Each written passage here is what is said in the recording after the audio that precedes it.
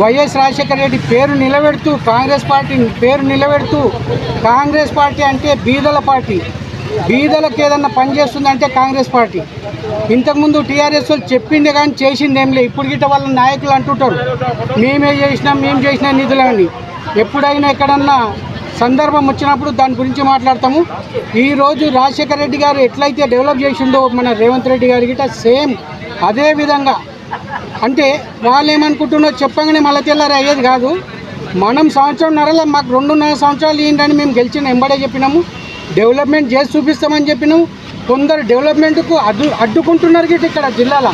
ఈ ప్రెస్ వాళ్ళకి తెలుసు, సీనియర్ నాయకులకు తెలుసు, పెద్ద వాళ్ళకి తెలుసు అడ్డుకుంటున్నాను.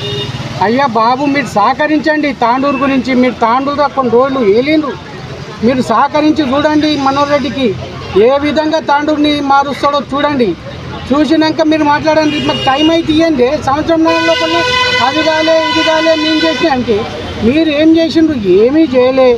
పబ్బం గడుపుతూ రియల్ ఎస్టేట్లో పోయి ల్యాండ్ మాఫియా మీద వాడి మొత్తం సత్రోలు చేసిండ్రు. అదేది ధరణి వెబ్సైట్ పెట్టి మళ్ళీ మనం భూభారతి అని పెట్టి రైతులకి చాలా మేలు చేస్తుండ్రు రేవంత్ అన్న. రేవంత్ అన్న అంటేనే బీదల కొరకు ప్రతి రైతుల గురించే కానీ బీదల గురించే కానీ ప్రతి కిందికి వెళ్ళి ఎడ్యుకేషన్ పర్పసే కానీ మెడికల్ పర్పసే కానీ ఏ విషయంలో చెప్పినా 1 గంట 2 గంటలు అయితే చెప్తే.